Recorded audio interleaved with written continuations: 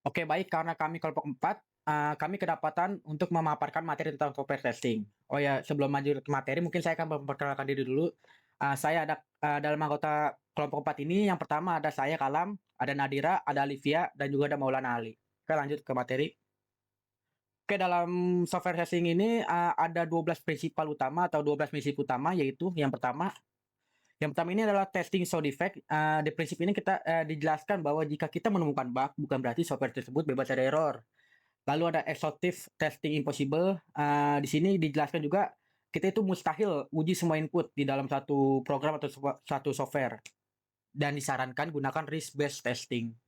Yang ketiga adalah early testing. Di sini kita disarankan untuk mulai atau bukan disarankan, ditekankan untuk memulai menguji sejak awal SDLC. Yang keempat adalah defect clustering. Jadi sebagian besar bug bisa jadi terkumpul di sedikit modul atau di sedikit fitur. Jadi kita bisa memfokuskan ke modul-modul tersebut. Yang kelima ada pesticida paradox. Jadi jika tes lama jadi kurang efektif, jadi kita kayak ngetes dengan variabel yang sama atau dengan objek yang sama, disarankan kita perlu memperluas atau menambah variabel baru. Yang keenam ada konteks dependent. Jadi jangan cara uji yang berbeda sesuai dengan jenis software. Jadi kita nggak bisa tuh nyamain semua metode untuk satu jenis software. Jadi kita harus membedakannya sesuai konteks. Yang ketujuh ada absence of error fallacy. Jadi ini kayak kesalahan berpikir yang mungkin sering dilakukan oleh tester-tester ya. Jadi kayak, oh ini nggak ada bug, jadi software ini atau program ini cocok nih untuk user. Paling nggak gitu ya. Jadi kayak tidak ada bug itu belum tentu sesuai dengan kebutuhan user. Jadi kita harus riset lagi lah kebutuhan user itu apa. Yang ke-8 ada traceability. Semua tes harus terkait dengan requirement. Yang ke-9 ada planet early. Jadi kita harus merencanakan pengujian sejak awal, bukan setelah ngoding atau setelah kodenya jadi. Yang 10 ada defect data for focus. Nah, ini mirip-mirip nih kayak sebelumnya. Jadi kita fokus uji pada area yang paling rawan error atau fitur-fitur yang rawan error seperti pembayaran atau apa. Yang 11 ada incremental testing. Jadi kita menguji per modul disarankan atau disarankanlah kita menguji itu per modul. Jadi jangan kita udah selesai ngoding atau coding atau program yang udah rapi baru kita testing. Nah, itu sangat tidak disarankan karena sulit untuk mendeteksi di mana letak salahnya atau letak errornya. Dan juga menguji per modul ini juga memudahkan lah untuk kita langsung memfix bug tersebut. Yang kedua adalah focus on exception. Jadi kita perlu juga tuh menguji kayak ya hal-hal ibaratnya hal-hal yang nggak mungkin lah kayak nama kita coba kita tulis simbol bisa nggak? Nah kan kalau misalnya bisa kan itu juga bisa jadi masalah di kedepan harinya. Oke, itu aja materi dari saya. Selanjutnya akan diteruskan oleh teman saya. Oke, poin selanjutnya yang akan kita bahas adalah why do we test software? Kenapa kita melakukan uji coba perangkat lunak?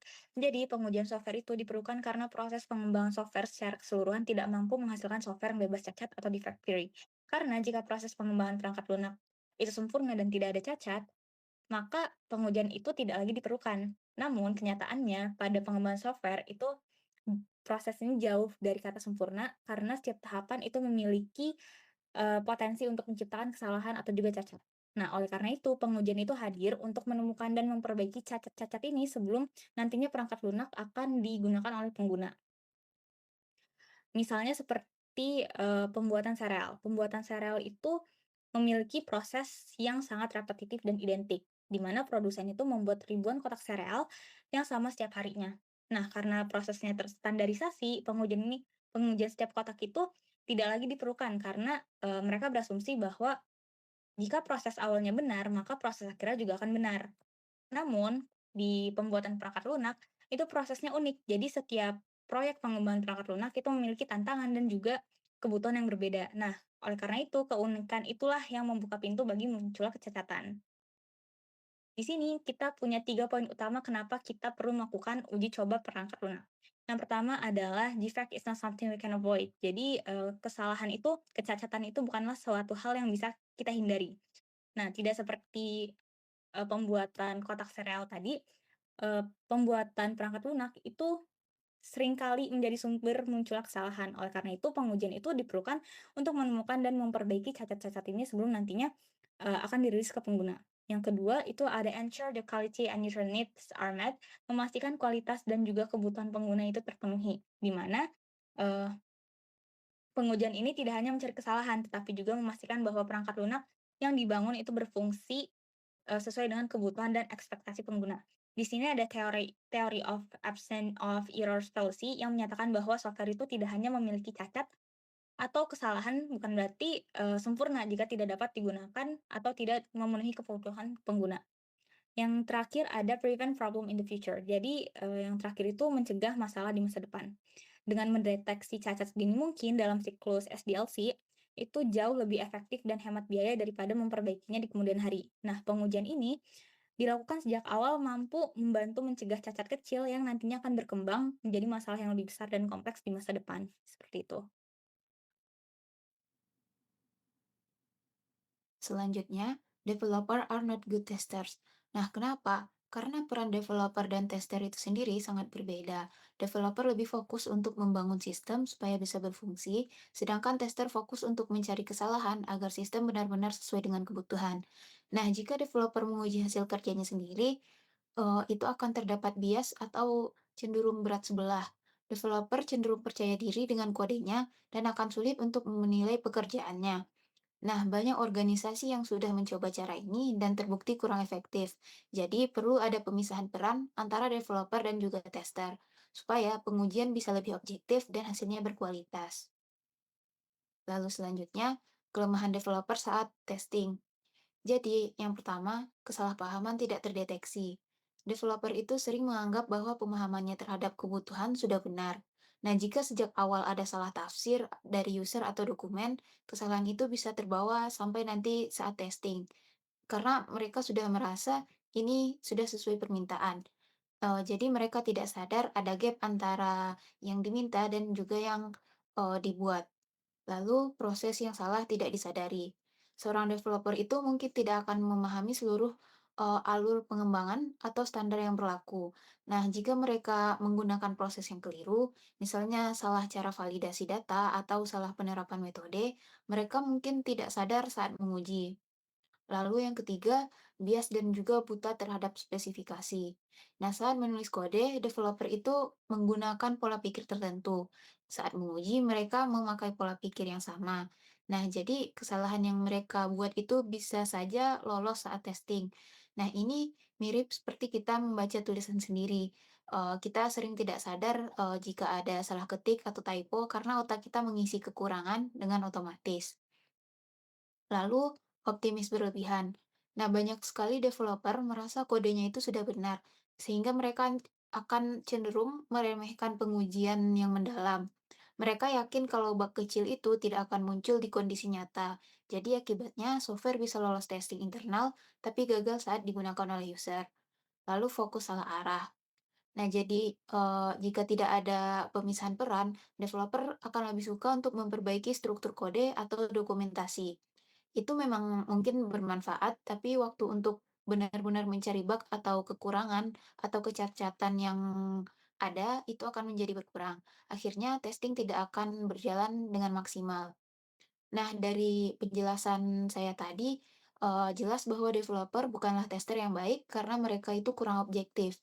Testing yang efektif itu harus dilakukan oleh pihak lain yang punya perspektif yang berbeda dengan si developer. Nah, dengan adanya tester khusus, kualitas software akan lebih terjamin, lalu kesalahan bisa ditemukan dengan lebih cepat, dan hasil akhirnya akan lebih sesuai dengan kebutuhan pengguna. Assalamualaikum warahmatullahi wabarakatuh. Nama saya Maulana Ali Habibur Rahman. Di sini saya akan mempresentasikan tentang apa itu independent testing.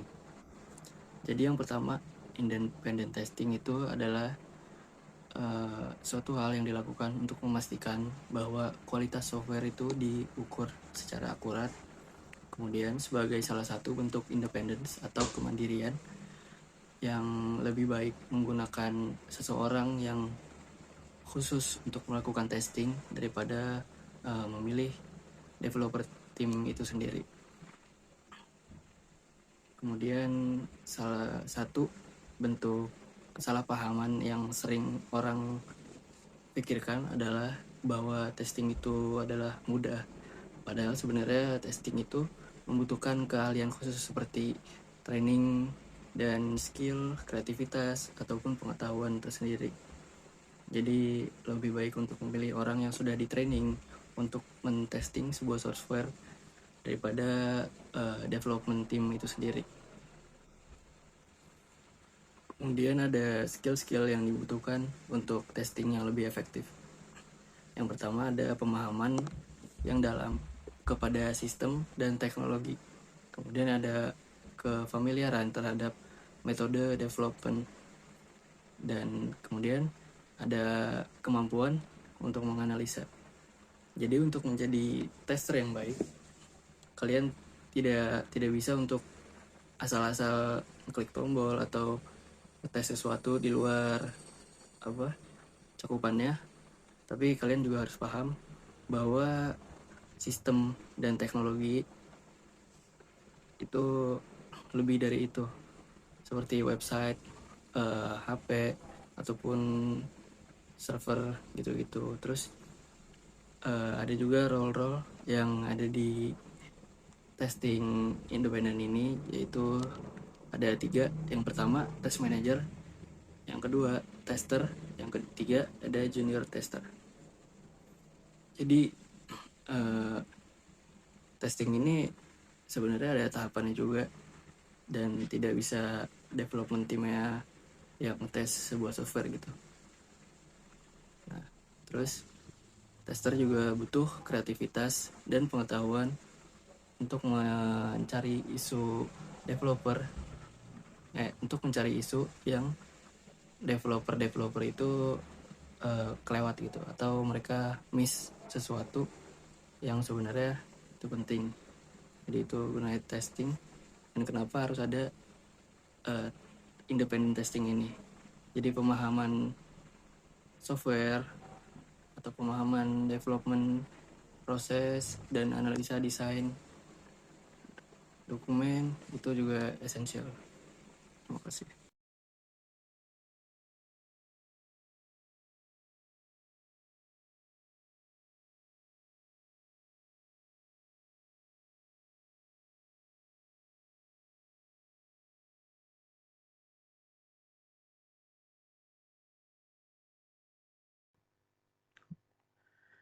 Oke, itu pemaparan materi dari kami. Mohon maaf jika materinya ini terlalu singkat dan belum lengkap dikarenakan batas waktu, jadi kami hanya bisa memaparkan materi segini dulu. Oke, jika ada kesalahannya, mohon maaf. Terima kasih.